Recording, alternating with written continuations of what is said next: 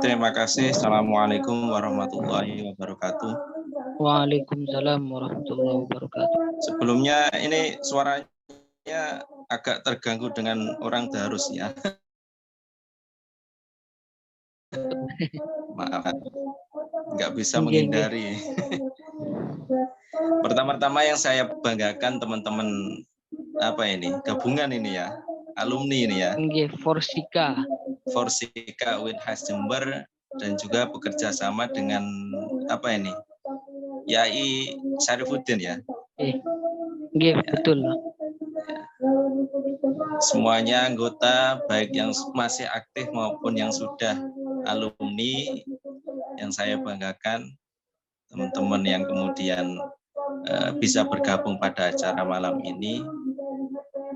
Kali ini kita akan membahas kontribusi hukum Islam untuk merespon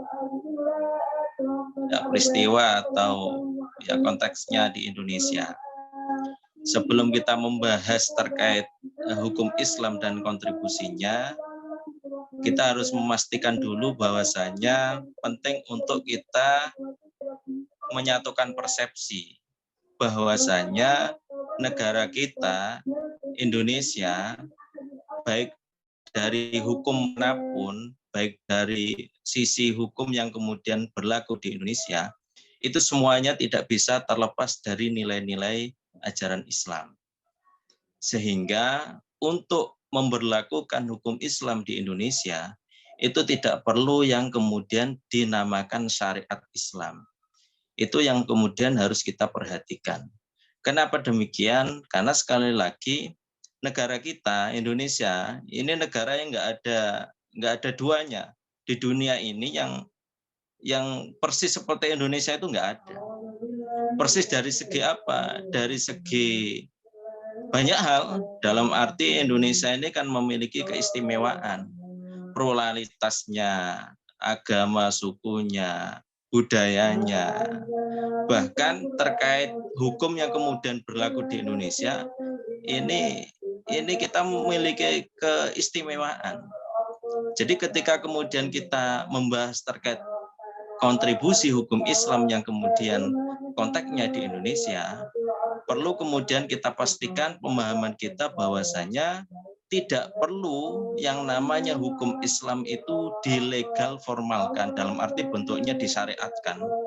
Kenapa? Karena sekali lagi peraturan-peraturan yang ada di Indonesia ini sudah banyak nilai-nilai yang kemudian nilai-nilai keislaman itu sudah masuk pada peraturan-peraturan itu. Sehingga ketika kemudian kita berbicara terkait konteks hukum Islam yang ada di Indonesia, ini sebenarnya sudah bisa kita pastikan pemahaman hukum Islamnya ini sudah masuk ke wilayah yang itu memang esensi hukum Islam itu masuk ke peraturan-peraturan yang kemudian ada atau berlaku di Indonesia. Kenapa demikian? Karena hukum Islam itu menitik beratkan pada prinsipnya bagaimana jalbul masoleh wa darul mafasid. Bagaimana menarik kemaslahatan dan kemafsadatan. Ketika ini kemudian di breakdown di bawah ke ranah peraturan, kita pastikan bahwasanya peraturan yang ada di Indonesia ya pasti adalah peraturan yang memang pada akhirnya menuai kemaslahatan dan menghindarkan mafsadat. Ini yang kemudian harus kemudian kita pahami sebagai awal ketika kita memposisikan hukum Islam di Indonesia. Kenapa demikian? Kita salah kadang mempersepsikan bahwasanya hukum Islam itu ketika kemudian diterapkan di Indonesia ini harus diperjuangkan dari segi formalnya dalam bentuk misalnya formalitas syariat Islam, perda syariat. Ini yang kemudian harus kemudian kita luruskan bahwasanya menerapkan hukum Islam di Indonesia itu tidak harus mengatasnamakan hukum Islam itu sendiri. Tapi bagaimana esensi hukum Islam itu dibawa atau merasuk kepada peraturan-peraturan yang ada di Indonesia. Ini untuk sekali lagi untuk mempertegas bahwasanya posisi hukum Islam di Indonesia itu seperti itu. Kenapa demikian? Ya, sekali lagi sejarah Indonesia ini kan sejarahnya sudah lama lah bagaimana membentuk negara Indonesia yang ya saya tidak terlalu panjang lebar membahas itu. Tapi yang jelas sejarah yang kemudian bagaimana Indonesia ini terbentuk, bahwasanya sejarah itu tidak menghendaki yang namanya hukum Islam, apalagi syariat Islam itu kemudian menjadi karakter perundang-undangan kita. Apalagi Indonesia ini diinginkan menjadi negara yang negara Islami. Sama sekali sejarah kita tidak menghendaki demikian. Sehingga hukum Islam yang kemudian diterapkan di Indonesia adalah hukum Islam yang nilai atau esensinya itu yang kemudian ditekankan, tidak soal syariat yang kemudian diatasnamakan syariat Islam. Karena sekali lagi Indonesia ini sudah final bentuk negaranya, apalagi kemudian bagaimana sistem pemerintahannya, NKRI dan lain sebagainya itu sudah final. Sehingga ketika kemudian bagaimana hukum Islam dihadapkan dengan konteks Indonesia, ini adalah hukum Islam yang esensi hukumnya. Jadi itu yang kemudian harus kita pahami awal. Kenapa? Karena seringkali kita terjebak pada istilah syariat Islam yang kemudian memahami bahwasanya hukum Islam itu ketika kemudian diterapkan di Indonesia itu atas nama syariat Islam, perda syariat, ekonomi syariah, apalagi ya harus ada embel-embel Islamnya lah. Ini adalah hal yang sebenarnya menjebak dan itu sebenarnya tidak perlu seperti itu untuk kemudian menerapkan hukum Islam di Indonesia. Kenapa? Karena sekali lagi hukum Islam itu tidak melulu pada harus adanya embel-embel syariat Islam. Kenapa demikian? Yang terpenting bahwasanya hukum Islam itu menekankan prinsip-prinsip dasarnya, bagaimana maqasidus syariahnya, bagaimana kemudian upaya itu tadi jalbul masoleh wa darul mafasidnya. Ini yang kemudian dikatakan ketika itu kemudian dikedepankan atas nama peraturan apapun, undang-undang apapun, tapi itu yang kemudian dipegang, tidak perlu ada embel-embel kata Islamnya. Karena sekali lagi konteksnya di Indonesia ini bukan dalam konteks negara kita, adalah negara yang dikatakan negara Islam. Inginnya kita, ya negara Indonesia ini adalah negara yang memang esensi nilai keislamannya itu bisa merasuk ke seluruh peraturan yang ada, dan itu masih proses. Tapi yang jelas sekali lagi saya ingin menegaskan dalam konteks ini untuk menyatukan persepsi kita bahwasanya ketika kemudian kita berbicara hukum Islam dalam konteks bagaimana peraturan yang ada di Indonesia, itu hukum Islam yang bagaimana esensi-esensi yang kemudian ada pada peraturan itu. Tidak harus ada label syariat Islamnya, tidak harus ada istilah Islamnya yang kemudian mengikuti sebuah peraturan itu. Itu yang kemudian ingin saya tegaskan sebelum kita berbicara atau mendiskusikan terkait kontribusi hukum Islam ada di Indonesia. Itu yang pertama. Yang kedua, hukum Islam ini harus kita pastikan sejak awal bahwasanya hukum Islam itu memang tidak bisa dipisahkan dengan arti fikih itu sendiri. Kenapa demikian?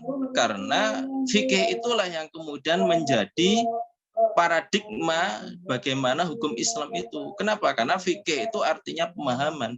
Ketika kemudian kita pastikan hukum Islam itu adalah istilah dari fikih itu sendiri, maka pemahaman itulah yang kemudian harus selalu kemudian ditekankan dalam konteks hukum Islam. Kenapa demikian? Kalau kemudian kita pastikan bahwasanya fikih yaitu pemahaman, ini kan produk manusia. Sehingga kalau produk manusia, ini pasti pada akhirnya berjalannya waktu bersamaan dengan perkembangan waktu, perkembangan zaman, tantangan kondisi, maka pemahaman juga berubah, hukum juga berubah, hukum Islam juga berubah, fikih pun juga berubah.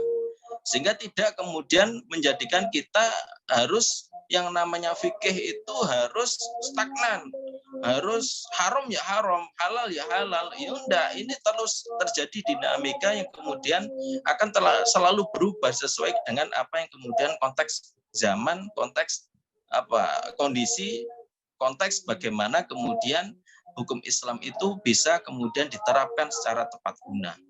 Sehingga konteksnya hal ini bahwasanya kita pastikan bahwasanya hukum Islam itu akan selalu berubah. Taghayyurul ahkam bitaghayyuril azminah wa amkinah wal ahwal. Perubahan hukum Islam itu dibarengi dengan perubahan kondisi,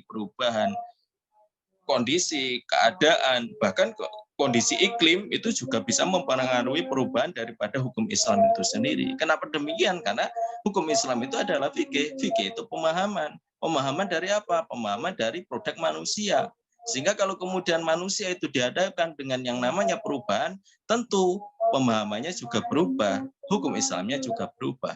Sehingga ini yang kemudian harus kita pastikan bahwasanya memahami hukum Islam itu bukan perkara yang itu sifatnya saklek, sifatnya tidak berubah. Ya tetap yang namanya hukum Islam itu pasti berubah.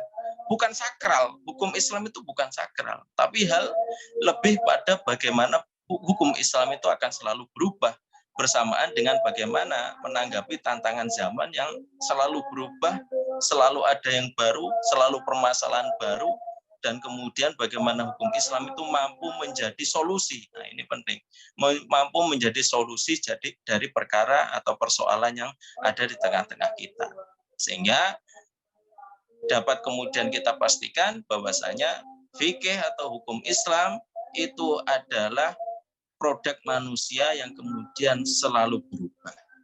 Perubahannya disesuaikan dengan perubahan kondisi, perubahan zaman, bahkan perubahan iklim juga mempengaruhi perubahan daripada hukum Islam itu sendiri. Itu yang kedua. Yang ketiga, bahwasanya hukum Islam ini tidak bisa terlepas dari maqasidus syariah. Apa itu maqasidus syariah? Yaitu tujuan-tujuan daripada syariat itu diberlakukan. Apa? Biasanya kalau kita merujuk kepada pendapat para ulama, misalnya Syekh Izzuddin bin Abdissalam, Imam Ghazali itu mendefinisikan maqasidus syariah itu ya tidak terlepas dari 5 hal. Hifdzuddin, hifdzul akal, hifdzun nafas, hifdzun nasl, hifdzun nal, hifdzul mal. Ini adalah 5 hal yang kemudian menjadi pokok hak atau hal yang kemudian harus dilindungi kaitannya dengan manusia itu sendiri. Kenapa demikian? Ya jelas. Misalnya kita berbicara dengan hifdzun nafas, melindungi jiwa. Hifdzuddin, memberikan kebebasan beragama. Hifdzul akal, melindungi kreativitas, melindungi akal pikiran manusia. Hifdzul mal, melindungi harta, kepemilikan, karya dan lain sebagainya. Ada hifdzun nasl, melindungi yang namanya keturunan. Ini yang kemudian menjadi core, menjadi tujuan pokok daripada hukum Islam. Sehingga kalau kemudian hukum Islam berbicara hukum Islam pasti tidak bisa terlepas dari kelima hal ini.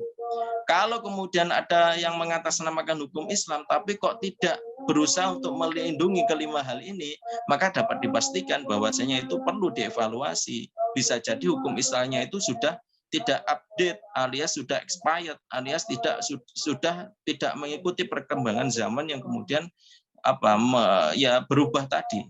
Itu sehingga maqasidus syariah itu menjadi dasar bagaimana perubahan daripada hukum Islam dalam merespon perkembangan, merespon tantangan, persoalan yang kemudian tiap hari, tiap waktu akan selalu berubah.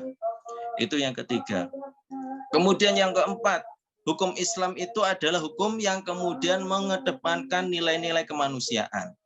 Kenapa demikian? Karena yang namanya hukum Islam dan manusia, apalagi kemudian ini kaitannya nanti dengan taklif atau mukallaf, yang namanya manusia, ini adalah objek atau subjek daripada hukum Islam itu sendiri. Perbuatannya adalah objek daripada hukum Islam itu sendiri. Sehingga ketika hukum Islam itu memberikan sebuah solusi hukum, itu harus solusi yang itu tidak keluar dari nilai-nilai kemanusiaan. Sering kita melihat peraturan atau mengatasnamakan hukum Islam, tapi nyatanya tidak bisa mencerminkan nilai-nilai kemanusiaan.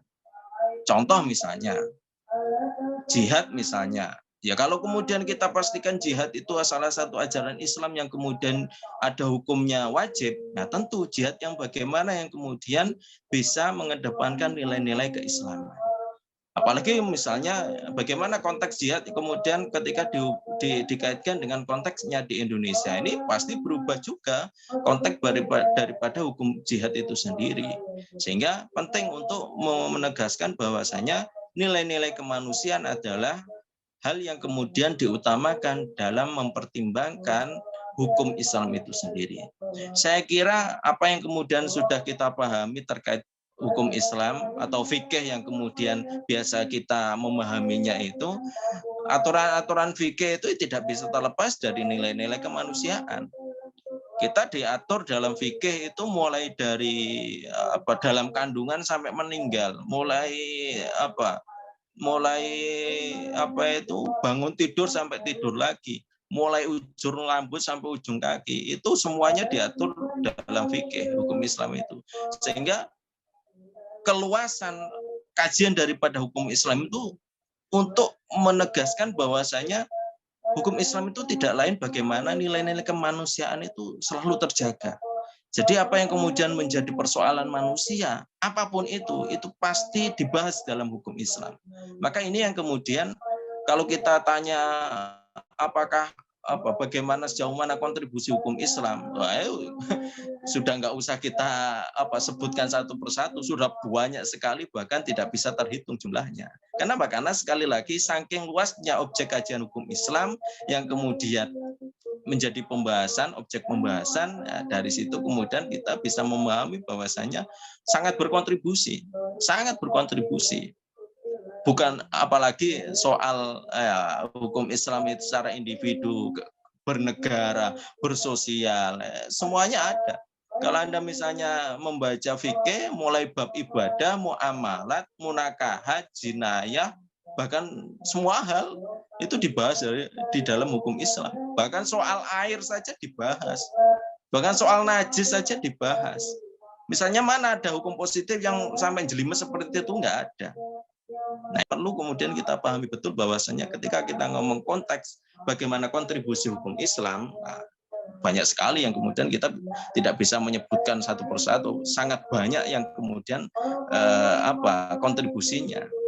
Itu yang kemudian harus kita pahami sebagai kemudian persepsi kita terkait hukum Islam. Kemudian yang terakhir ini untuk menegaskan bagaimana konteks hukum Islam, kalau kemudian bagaimana hukum sekali lagi sebagaimana yang saya jelaskan di awal tadi, bahwasanya negara kita itu dibentuk oleh para founding father, oleh para pendahulu yang punya cita-cita ke depan yang melampaui masanya, alias kepentingan anak cucu, kepentingan generasi Indonesia itu lebih diutamakan daripada kepentingan politik.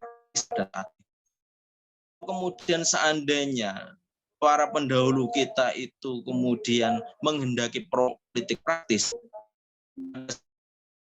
yang ada itu Indonesia ini tidak seperti ini. Bisa jadi ini sudah menjadi negara Islam. Kenapa? Karena pada saat itu mayoritas itu ya orang Islam yang ikut bermusyawarah bagaimana menentukan fondasi dasar perundang-undangan di Indonesia. Tapi nyatanya para pendahulu kita punya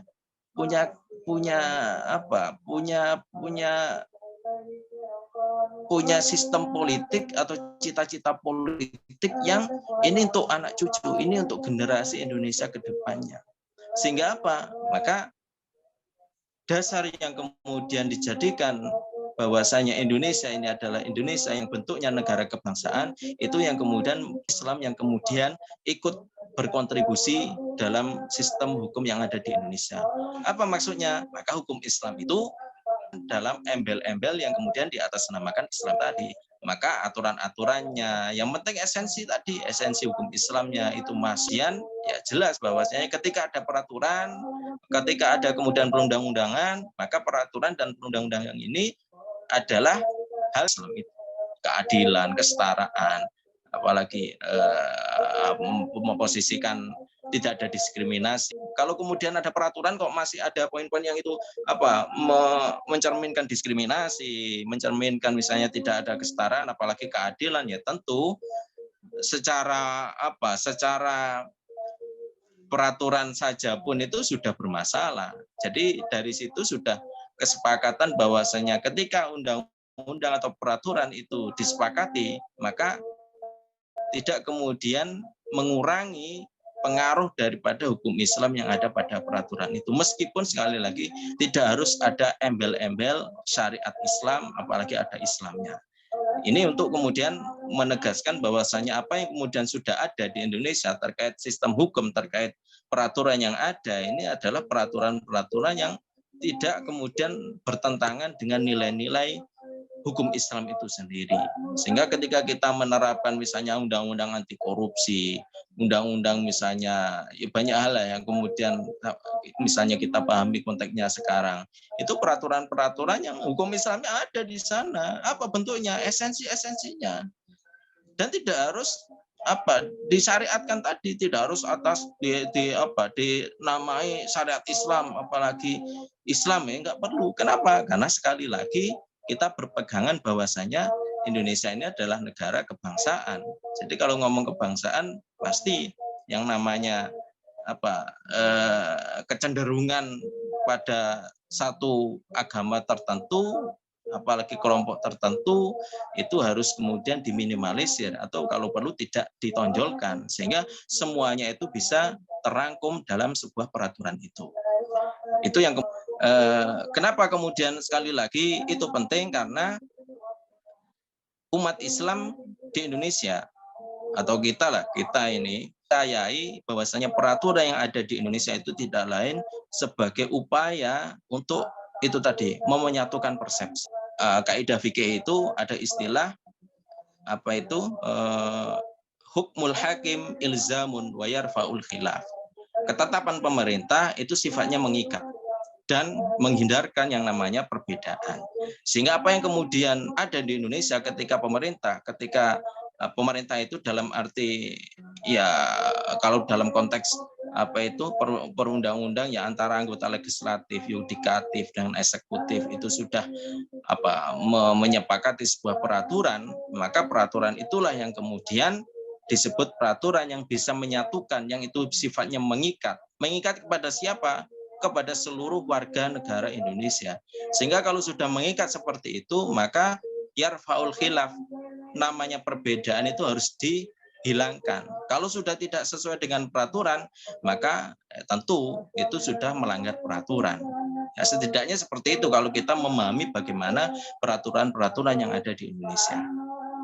Oke, sekian, mungkin nanti kita sambung diskusi saja agar lebih hidup, agar agar forumnya bisa lebih hidup lagi. Monggo kalau ada yang kemudian kita diskusikan.